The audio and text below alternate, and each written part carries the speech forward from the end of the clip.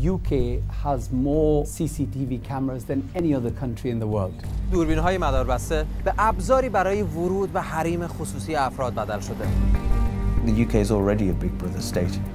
چه کسی پشت این دوربین هاست و داره مراقبت میکنه از کسایی که در اصل دارن ما رو مراقبت میکنن.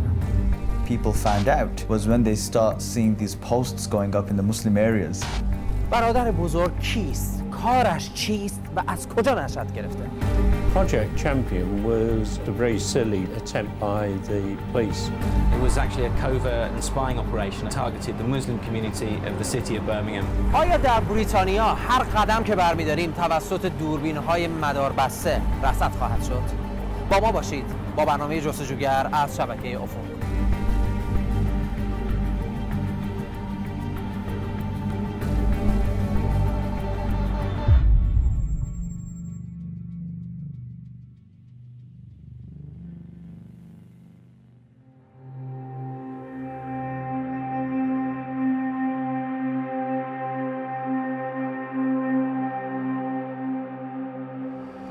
این روزا سرعت پیشرفت تکنولوژی بیشک از خیلی چیزا پیشی گرفته. البته شک نداریم که در بسیاری از موارد این امر باعث آسایش و راحتی بیشتر بشر شده. اما آیا تا به حال به این نکته فکر کردید که در پاره‌ای از موارد این امر میتونه باعث سلب آسایش و آرامش ما هم بشه؟ بله، سرعت پیشرفت تکنولوژی در این زمینه اینقدر زیاد شده که اگه شما یک لحظه غفلت بکنید و بایستید قطعاً جا میمونید. اینجوری. آیا میدانید در کشورهای مثل انگلستان که مدعی تکنولوژی برتر هستند، آسایش، آرامش و علل خصوص حریم خصوصی افراد چه بی صدا میشکند؟ تا قبل از سال 2010 تعداد افرادی که معتقد بودند حضور این دوربین‌ها آزادی‌های مدنیشون رو خدشه‌دار نمی‌کنه در اقلیت بود. اما بعد از سال 2010 ورق برگشت و علت اون هم چیزی نبود جز رسوایی پلیس بیرمنگام. 4 سال پیش در ژوئیه 2010 روزنامه گاردین چاپ لندن افشاگری‌های یک شهروند انگلیسی را به چاپ رساند. در آن گزارش معلوم شد دولت مخفیانه دوربین‌هایی را با هدف تعقیب رفت و آمد مردم نصب کرده است. این شهروند نشان داد که دوربین‌ها در 2 منطقه مسلمان نشین شهر بیرمنگام نصب شده بودند. افشای این موضوع در سطح رسانه‌ها جایی برای توجیه نگذاشت، ولی نیروهای امنیتی بعداً بهانه نصب این دوربین‌ها را مبارزه با بدرفتاری اجتماعی و مقابله با تروریسم عنوان کردند. نام این عملیات جاسوسی را چمپیون که معنایش قهرمان است گذاشته بودند، ولی گزارش گاردین موجب شد تا مطرح شود دلیل هدف قرار دادن مسلمانان چه بوده است. ابعاد این رسوایی آنقدر بزرگ بود که موجب اعتراض تعدادی از نمایندگان مجلس انگلستان هم شد. ما در منطقه وستمینستر هستیم. بی‌عراق وستمینستر یکی از مراکز بسیار خاص و مورد توجهه. یکی از دلایل اون حضور ساختمان‌های بسیار خاص به لحاظ سیاسی و تاریخیه. یکی از این ساختمان‌های بارز ساختمانیه که مشاهده می‌کنید و پشت سر منه، پارلمنت بریتانیا یا به عبارتی همون مجلس. ما اینجا آمدیم تا به دیدن لرد احمد، یکی از اعضای مجلس اعیان بریم.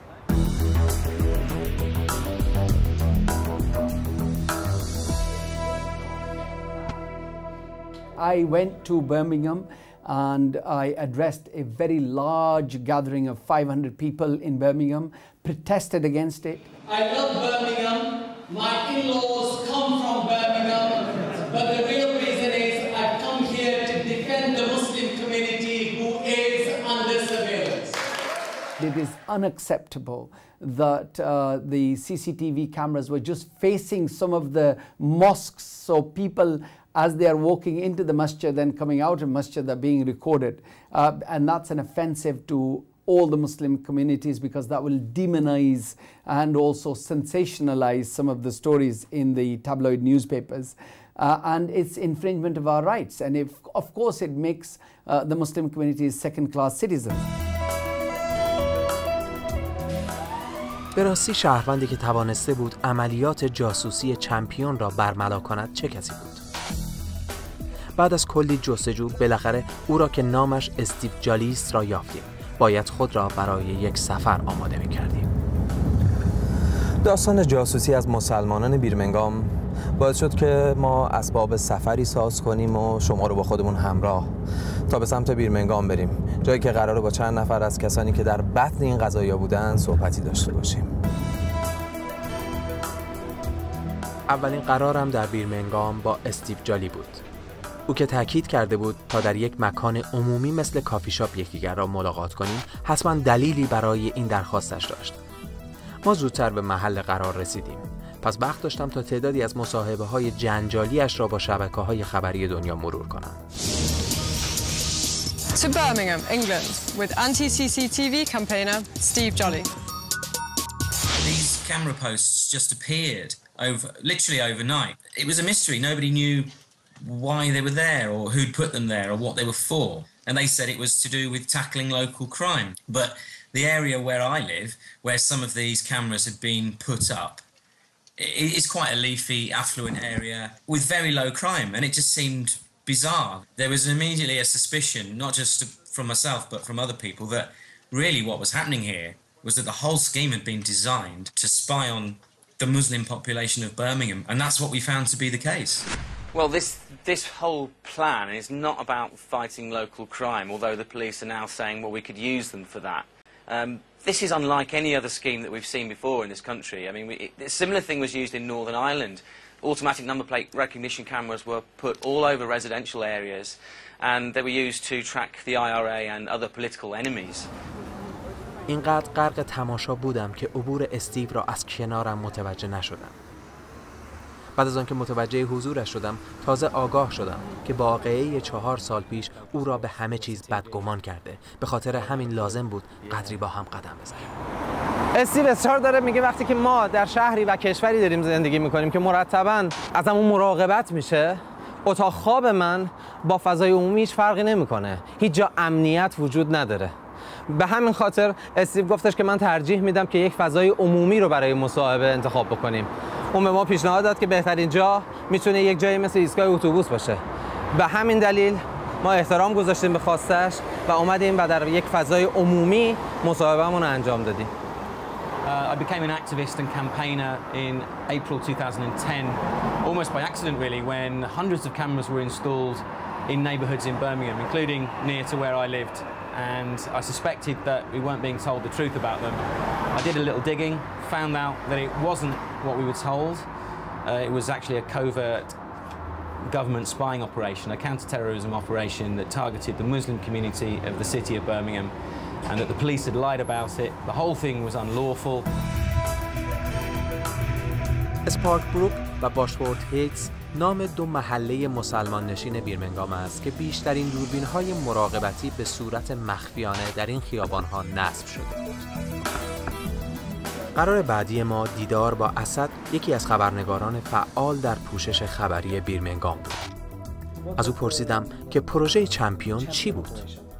Well, Project Champion was a counter-terrorism funded operation, I would call it. I wouldn't even call it a project, I'd call it an operation to install over 200 cameras surrounding the Muslim areas, including around 40 hidden cameras with the capability of being able to listen in. And this was surreptitious, it was clandestine, it was passed through without many people knowing about it. And the only time people found out was when they start seeing these posts going up in the Muslim areas and saying, you know, people start questioning what's actually going on. ما در خیابون علم رود بیرمنگام هستیم. جایی که همینجور که میبینید مملو از مسلمانانه. اکثریت از پاکستان، نیجریه، اعراب مسلمانی که سالهای سال اجدادشون مهاجرت کردن اومدن در اینجا و الان بریتیش هستن. در همین خیابون‌ها و همین محله‌ها بود که پلیس بیرمنگام دوربیناشو کار گذاشته بود. هرچند که همین الانم به هر گوشه از این اضلاع خیابون نگاه می‌کنیم، قطعاً دوربینایی هست که دارن ما رو رصد می‌کنن. منتها به هر حال رصد شدن در خیابون‌های انگلستان چیز غریبی نیست. Mostly the Muslim people is targeted in Birmingham. Yes. A lot of people when this happened in America. Then after this, a lot of people is arrested.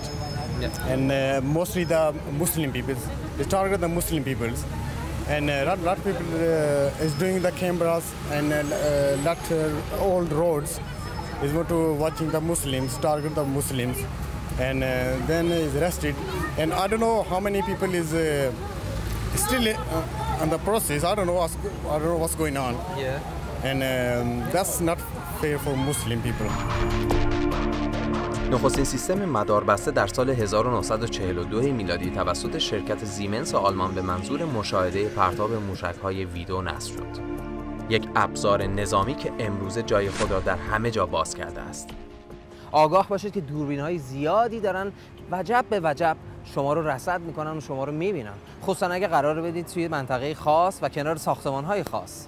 و اگر قرار باشه برید داخل این ساختمان‌ها، مثل همون کاری که چند دقیقه پیش من انجام دادم، دوربینایی هستن که عکس شما رو میگیرن و اینو به شما میدن که روی سینه‌تون قرار بدید که مؤید این باشه که شما وارد سیستم شدید. امروز محال است که در انگلستان از خیابانی عبور کنید که در آن دوربین‌های مداربسته دولتی یا خصوصی ناظر اعمال شما نباشند. دوربین‌های ترافیکی، دوربین‌های راهنمایی و رانندگی، دوربین‌های کنترل طرح ترافیک، دوربین‌های بانک‌ها و مؤسسات مالی، دوربین‌های مداربسته شرکت‌ها و مغازه‌ها همه چشمانی هستند که اعمال و رفتار شهروندان را زیر نظر دارند. ما در یکی از خیابون‌های شهر بیرمنگام هستیم، جایی که قراره به دیدن آقای جوزف گاتسیف، یکی از نمایندگان حزب کارگر در پارلمان انگلستان بریم. این شهریه که بسیار فراز و فرودهای خاصی رو در پی ایام سپری کرده، از انقلاب صنعتی بگیرین تا جنگ جهانی دوم. اما سوال مهم اینه، آیا تمام این زخم‌ها که در طی ایام رفع و رجوع شدن بگذاریم یک طرف و زخمی که پلیس بیرمنگام با گذاشتن دوربین‌های مخفی در محله مسلمان نشین بر چهره نه تنها مسلمانان بریتانیا بلکه بر چهره مسلمانان جهان گذاشت قابل ترمیم و مرمت خواهد بود؟ آیا گذر ایام میتونه مرهمی بر این زخم باشه؟ شاید به پاری از سوالات ما جوزف گاتسیف بتونه پاسخ بده.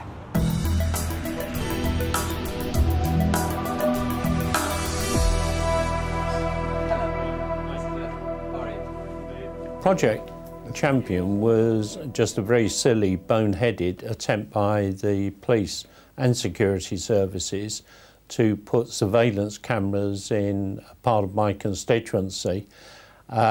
The stupid thing was, if they'd have gone to the people and they'd have explained the reasons why they wanted to put cameras, there would have been, in my judgment, considerable public support for it. But by trying to do it secretly without telling people what they were intending to do, they evoked a massive response. And it was stupid because there's a lot of people, particularly in the Sparkbrook area, who are very much in favour of having security cameras put up. In my opinion, I think too many cameras is not a good thing. Over surveillance is not a good thing. But I think it's good to have some surveillance because it's useful. Around here there's a lot of crime. So it's useful. What kind of jaraymi? Well, I mean, here there's for instance, attacks on people mainly. Yeah. You know, attacks, and there's also robberies here because obviously there's a lot of shops here and there's some commercial value here. Yeah. So I think it's important to be able to, you know, identify thieves if possible with the CCTV.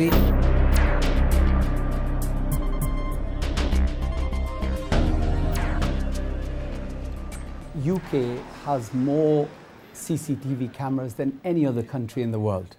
Some people would say that.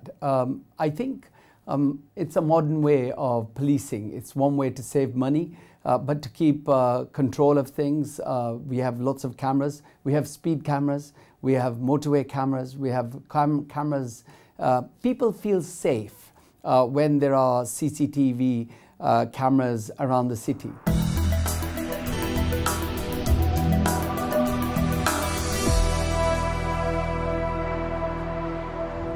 در حذر از دوربین هایی که دارن ما رو مرتباً مراقبت میکنن، هیچ جای امن‌تر از فضای شاید همین اتومبیل نباشه که بتونیم به این ایمان داشته باشیم که فقط بیننده ما شما هستید. واقعاً چه کسی پشت این دوربین هاست و داره مراقبت میکنه از کسایی که در اصل دارن ما رو مراقبت میکنن؟ آیا کسی بالای دست این برادرای بزرگتر قرار داره؟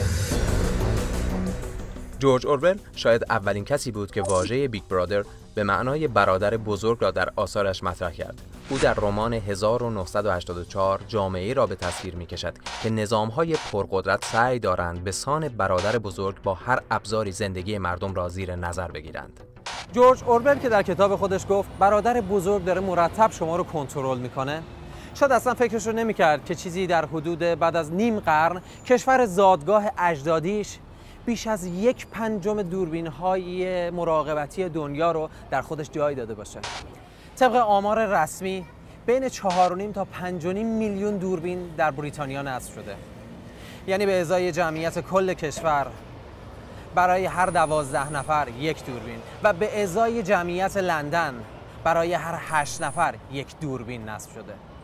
به عبارت این آمار اضافه میکنه که هر انگلیسی که در لندن ساکن هست در روز چیزی در حدود 300 بار از جلوی دوربین‌های مراقبتی رد میشه، یا بهتر بگیم توسط دوربین‌های مراقبتی شکار میشه. I don't think it's a question of is it becoming a Big Brother state. I mean, it is. We are living in Orwell's 1984. We are living in a total surveillance society. And this has come about through gradualism, incrementalism, slowly, piece by piece, a little bit more, another step, so that it doesn't alarm people in sudden power grabs. But it's always a bit more, a bit more, a bit more, and this people have got used to this trend. Do you think به نظر شما انگلستان در حال تبدیل شدن به یک جامعه تحت نظارت دائمی و پلیسیه؟ I think the UK is already a big brother state. I think that if you look at the leaks by Edward Snowden, the NSA, the programs the GCHQ were running in coordination with the NSA, if you look at the director and his revelation, the GCHQ director revelation about that they collect data, and then Theresa May responded a week or two later at speech in London saying no, that this wasn't the case. And they're contradicting themselves, and I think that every time that they speak that they are exposing themselves, because there is mass surveillance taking place. They can try to justify it whatever way that they want, but they can't hide the leaks.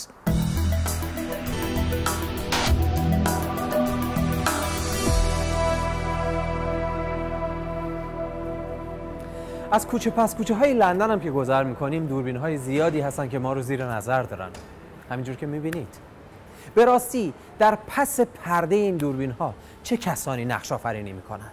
Just normal on motorway and in terms of in city centers, in shopping centers. I don't think that's an infringement of anybody's civil liberties, because you have to balance it with security and you have to balance it with crime and how you can reduce crime. But there is a cross of civil liberties. I think it's a very questionable thing. There are a lot of people who are concerned. I certainly would not like a TV camera facing my house or my street when I'm coming out or going out. It seems like the surveillance is done mostly of the perception-based communities, and that's, let's be honest, it's Muslim communities. I think Project Champion was a slap in the face of a particular kind of Muslim. The Muslim that was pro-establishment, the Muslims that thought that working with the police would benefit the Muslim community somehow, the Muslim that were encouraging assimilation and not integration. And I think what it showed to many people in the community, it was a wake-up call. It was saying that regardless of how much you try to assimilate, or how many times you go to the microphone and tap it and say Islam is peace, you will still be looked upon as the suspect community, as the other within British society. These cameras surrounding Muslim areas, spying on Muslims, monitoring every car that comes in and out, you know, that in and of itself is giving a strong message to the Muslim community. فضای امنیتی پس از 11 سپتامبر زمینه‌ای شد برای افزایش کنترل شهروندان در سطح کشورهای غربی. بمبگذاری‌های مادرید و تابستان 1384 برابر با 7 ژوئیه 2005 لندن هم همین تأثیر را داشتند. ماجرای 11 سپتامبر کاتالیزوری شد تا بسیاری از کشورها به این بهانه مردم خودشون رو بیشتر تحت نظر داشته باشند. بمبگذاری سال 2005 لندن هم به این مسئله دامن زد و تیغ نظارت بر مسلمانان افزوده شد و از اون به بعد بود که فضای ترس و رعب همه جای بریتانیا رو فرا گرفت. Fear is a tool that can be made to influence people's behaviour. If they're scared, they're going to accept things that they wouldn't normally accept. If they are told that there is a threat to their safety, their health, their way of life, they will allow things to happen that they wouldn't normally allow. And terrorism's the big one. If you know, the government keeps telling you that you're in danger of being blown up by terrorist bombs and that the government desperately wants to keep us safe from this ever happening. Therefore, they need to spy on the entire country. There is potentially a danger that the security services and the police, for their own reasons, will try to evoke a climate of fear.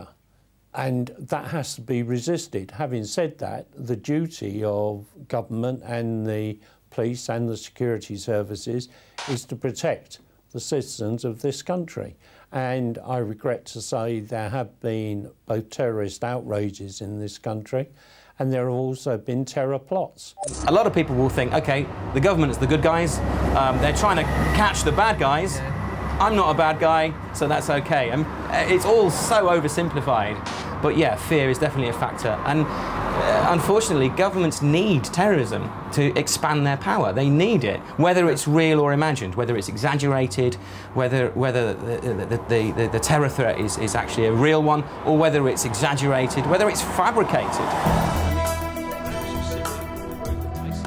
چندی پیش دولت بریتانیا با ارائه یک طرح یکفوریتی به مجلس تعجب همگان را برانگیخت. طرحی که مشابه آن توسط دادگاه اروپا غیر قانونی خوانده شده بود. طرحی که شرکت‌های مخابراتی را مجبور می‌کند تا اطلاعات را در اختیار دولت بگذارند و دست دولت را برای ورود راحت‌تر به حریم خصوصی باز می‌کند. I'm really angry about that, and I think the public should be outraged.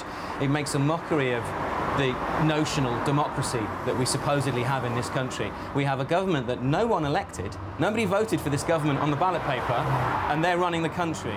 And now they're ramming through a legislation that MPs and parliamentarians are not allowed to object to. There's no time to discuss the bill, to request amendments, to challenge it properly.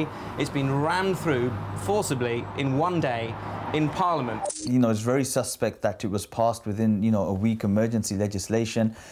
It coincided with the European Court ruling that keeping such data was illegal.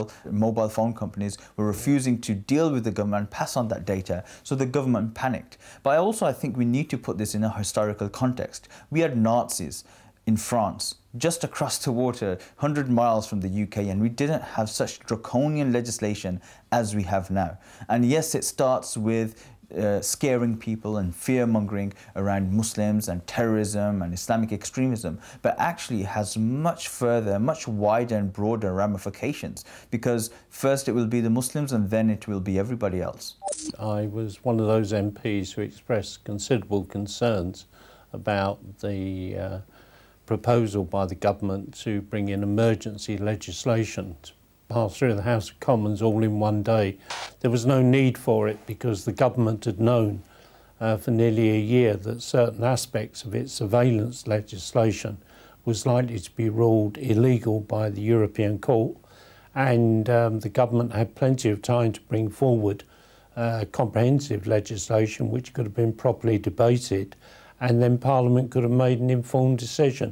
But the way it was done was an attempt to bounce Parliament. It was unnecessary and I voted against it. جوزف گاتسیف حرف‌های دیگری هم برای گفتن داشت، ولی نه در جلوی دوربین و برای عموم، بلکه خصوصی و بدور از چشم و گوش دیگران. CCTV ها یا همون دوربین های مداربسته امروزه در برخی از کشورهای غربی به ابزاری برای ورود به حریم خصوصی افراد بدل شده.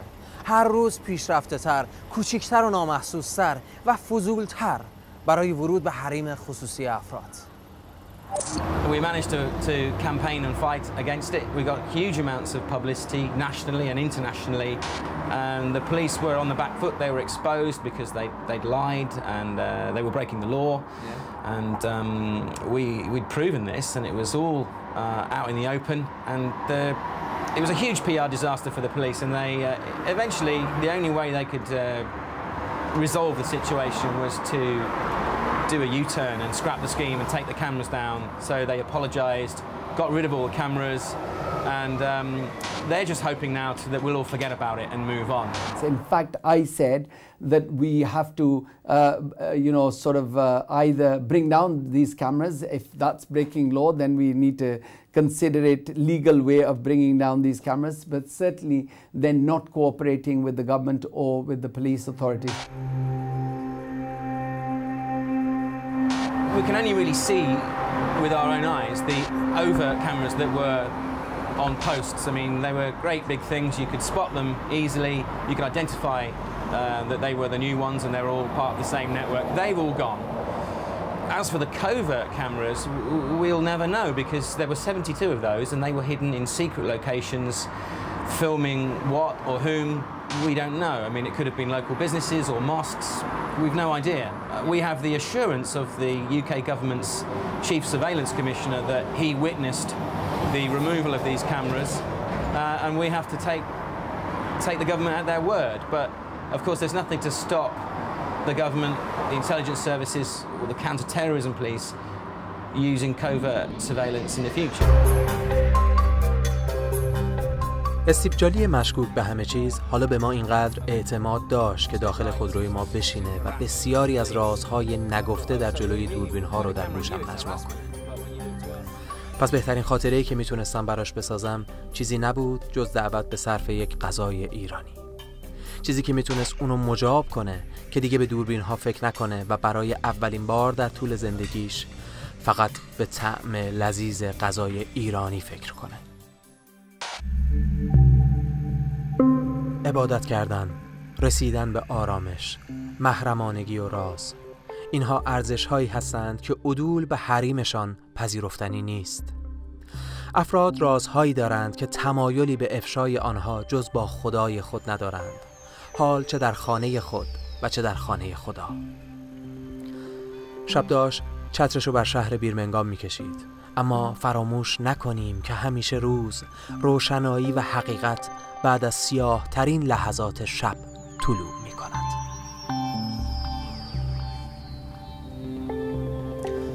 حس غریبیه.